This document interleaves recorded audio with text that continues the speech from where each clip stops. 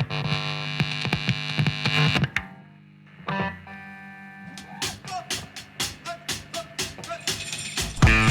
what's up YouTube? It is a Monday. I just started another 9-day vacation. I know it's like, how do you get 9-day vacations? But it's a Saturday, Sunday, a week off, and then Saturday and Sunday. Just had one in January. That's when I did like 9 straight days of just vlogs. That was pretty tiresome, so I'm not gonna do that again. This week, we got something cool going on. We're gonna do the Iron Butt Saddle Sore 1000 on Thursday. I was gonna do it earlier in the week, but I need to do some preparations on the bike. I wanna get the phone mount on the handlebars somehow. It's kind of a weird, tight spot. I'm doing a 3-hole oil change today. It's the first time I'm doing all 3 holes on the bike. That just sounds so... I might put the taller windshield back on for a little bit more, not only weather protection, but I want to be able to hear my radio a little bit when we're going down the road. I've got a friend that says he wants to go with me on Thursday, so I pushed it off to Thursday. He's got the day off. It's going to be a cool trip. We're going to talk about all the preparations that we've made so far, the things we're going to do, my route. But first, let's get these oils changed. Anyway, you know what I'm talking about. Let's get to it. All my bones are dislocated. I just keep on wandering along. Got this falling over, and since then I have been everything you want. Everything is complete. Everyone we try to mess up. Close the gate and buckle up. More gasoline is everything we want.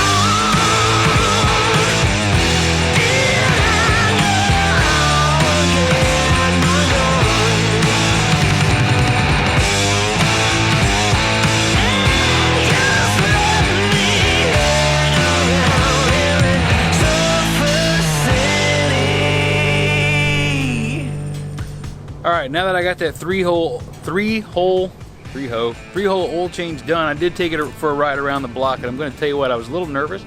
That was the first time I did all 3 holes, and the first time I used the Screaming Eagle Syn 3.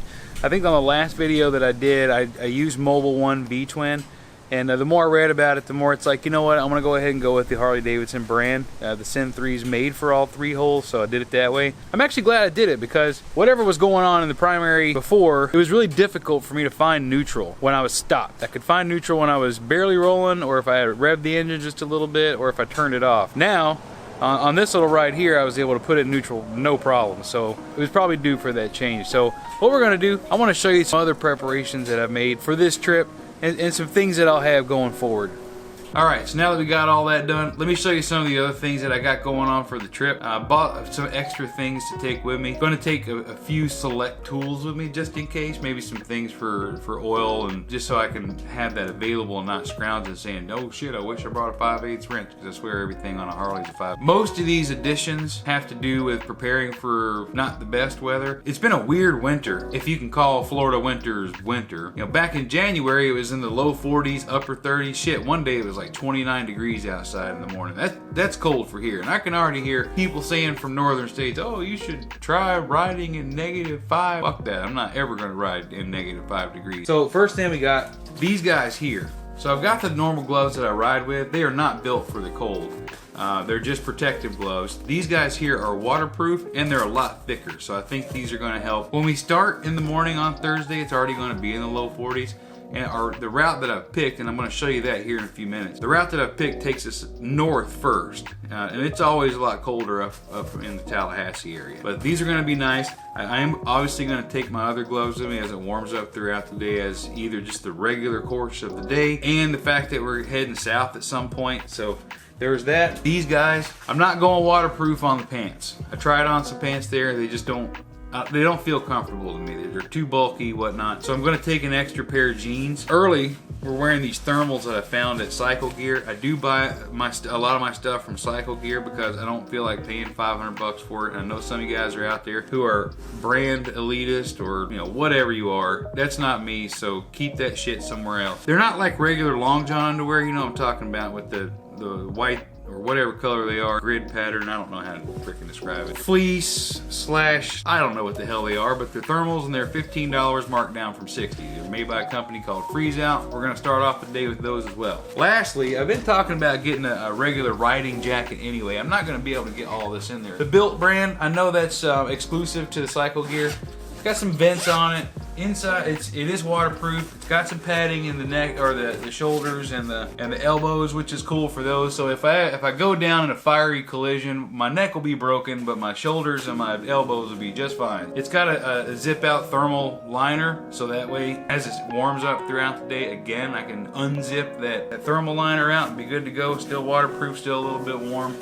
Protect from, you know, whatever other elements are out there. So looking forward to that. One of the things I was teetering back and forth about was changing the windshield out from a bigger windshield than I have for the bike. I've got two issues with that big windshield. Well, the pros of it is that for one, I like it because it's going to block just a little bit more wind. The way that the small Clockworks windshield works now, it does a pretty good job at pushing the wind over me as it is. I do feel a little bit of wind resistance on the top of the helmet. The bigger windshield is going to provide a little bit more of that. The two things that I don't like about it is that it is slightly tinted, which it does make it just a hair more difficult to see through in the dark. But the biggest factor that I don't like about that windshield is that my line of sight is right in line with the curve on top of the windshield that pushes the air. So I get this little inch of warp in my view because that's where the curve's at.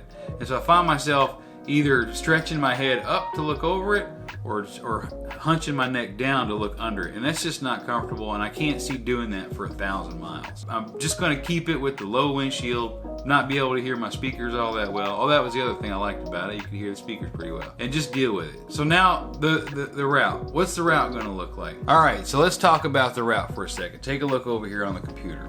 All right, so we're gonna start at this Circle K. And we're gonna go over the requirements here in just a minute. We're gonna head from Tampa all the way up I-75 over to Tallahassee, make a U-turn, head back over on I-10 to Jacksonville, take I-95 all the way down near Miami, all the way across the Everglades on 75 to Naples, and then all the way back up to Tampa. As you can see over here, it's 1,029 miles, so it's a little bit over. We're right back at that Circle K. It's highway or interstate miles pretty much the whole way. I really wanted to include Highway 98, US 19, whatever, and come up that way. But if I stretch that over a little bit, what it actually does is it makes it like 980 miles. So it's a little bit short.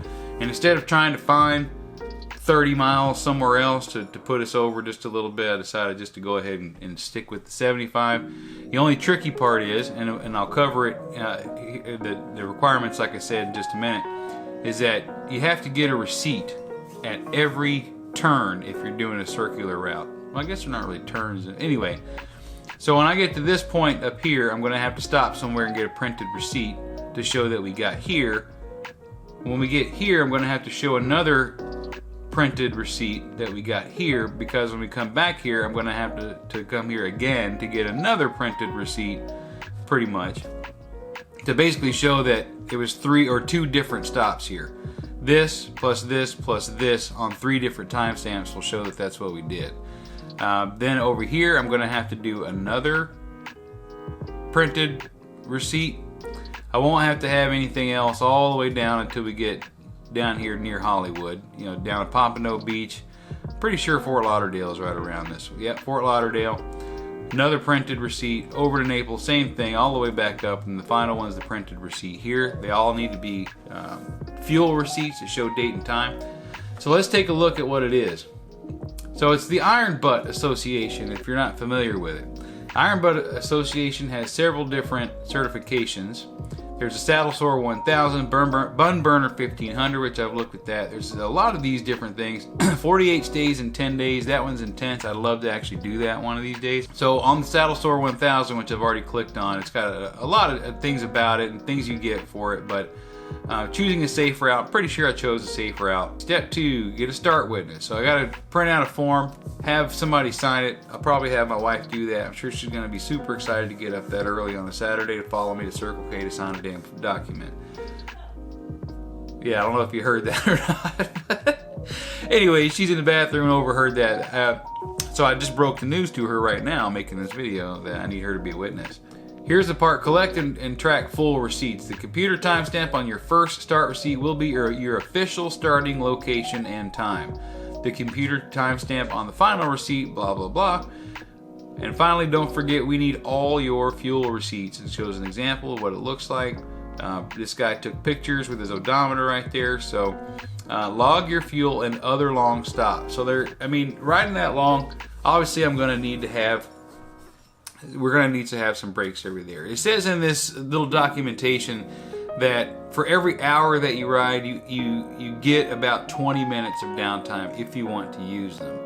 Obviously, we're not going to stop every hour for 20 minutes because we don't know what kind of delays that we're going to have in travel, but that's good to know that we're banking some of that time. So if I stop somewhere, say by the time we get to Tallahassee, I'm ready for, I don't know, half-hour break or so. Maybe breakfast, I have no idea. I've got to log that somewhere, so I'm going to take like a little pen, a book, whatever. Step 4, get an end witness. So we're leaving, the plan is to leave around 5 a.m. I'm hoping to be back by midnight, around midnight that same night.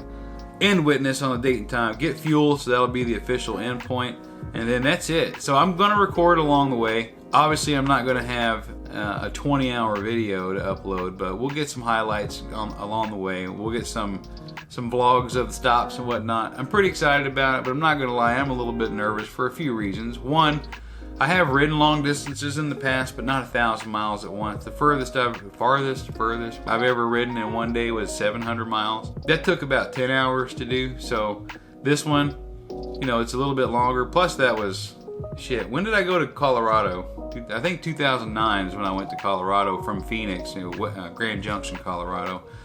So that was a long time ago. That was 9 years ago, and obviously I'm not 9 years younger. I'm 9 years older. So, plus, who knows what's going to happen? The motorcycle's going to be all right. Are we going to have, big traffic jams? Is there whatever? Is the weather going to be stupid shitty? Is it going to be rainy in some parts like it was yesterday?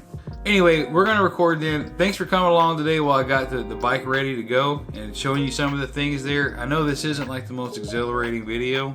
I'll also be documenting this stuff on social media as we go. Well, I'll try to. I'm kind of bad at social media. Like, there'll be a few days where I'll post pretty heavily to make sure people are still there engaged. And then I'll go a long ass time without doing anything. A long ass, just a long time. Long ass is just long. Anyway, follow me on there. The links are down below in the description for the social media platforms. I appreciate you coming along. If you haven't already, subscribe to the channel. Give me a thumbs up. Comment below. Give me a thumbs down. I don't mind either way. Until next time, Thursday or Friday, we'll see you later.